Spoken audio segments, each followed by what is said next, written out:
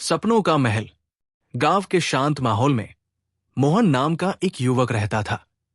मोहन के सपने अपने गांव से कहीं दूर, शहर की चमक धमक और ऊंचाई को छूने वाले थे।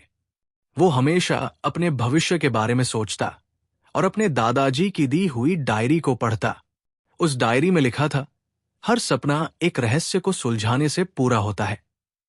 मोहन को हमेशा लगता था कि इस डायरी में उसके लिए कोई खास संदेश छिपा हुआ है। एक दिन गांव के पास की झील पर टहलते हुए मोहन की मुलाकात रानी नाम की एक लड़की से हुई। रानी का चेहरा रहस्यमय था और उसकी आंखों में अनोखी चमक थी। वो गांव के पास की पुरानी हवेली में रहती थी, जो सालों से वीरान थी।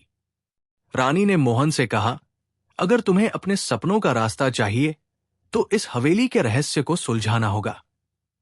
मोहन को यह सुनकर अजीब तो लगा, लेकिन वो रोमांचित भी था।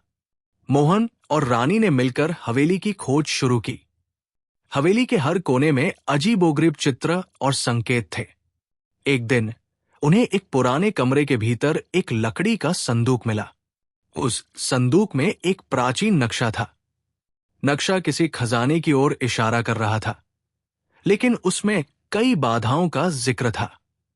रानी ने कहा, यह सिर्फ खजाना नहीं है, यह तुम्हारे सपनों की कुंजी हो सकती है। मोहन और रानी ने नक्शे पर दिए गए संकेतों के अनुसार अपनी यात्रा शुरू की। उन्हें घने जंगलों, उफनती नदियों और खतरनाक पहाड़ों को पार करना पड़ा।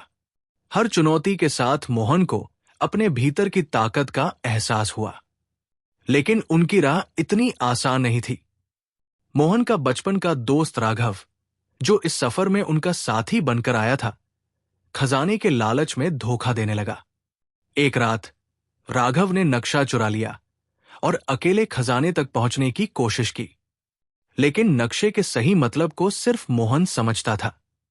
मोहन ने राघव का सामना किया। उसने राघव को समझाया कि यह खजाना केवल दौलत का प्रतीक नहीं है, बल्कि ये उनके जीवन के उद्देश्य को उजागर करने वाला है। रानी की मदद से मोहन ने राघव को सही रास्ते पर लाने में सफलता पाई। अंत में वे खजाने तक पहुंचे। वो खजाना सिर्फ सोना और हीरे नहीं था, बल्कि ज्ञान और सद्भाव का प्रतीक था। खजाने के साथ उन्हें एक संदेश मिला, सपने देखने वाले को केवल मंजिल नहीं, बल्कि रास्ता भी बनाना पड़ता है। मोहन ने उस खजाने का उपयोग अपने गांव को बेहतर बनाने में किया। उसने शिक्षा, स्वास्थ्य और रोजगार के नए साधन बनाए। वो समझ गया कि असली खुशी दूसरों की भलाई में है। अपने गांव के बीच मोहन ने अपने सपनों का महल बनाया, लेकिन वो महल सिर्फ ईंट पत्थरों का नहीं था, बल्कि खुशियों और संतोष का था। रानी, जो उसकी सबसे बड़ी प्रेरणा बनी, हमेशा उसके साथ रही।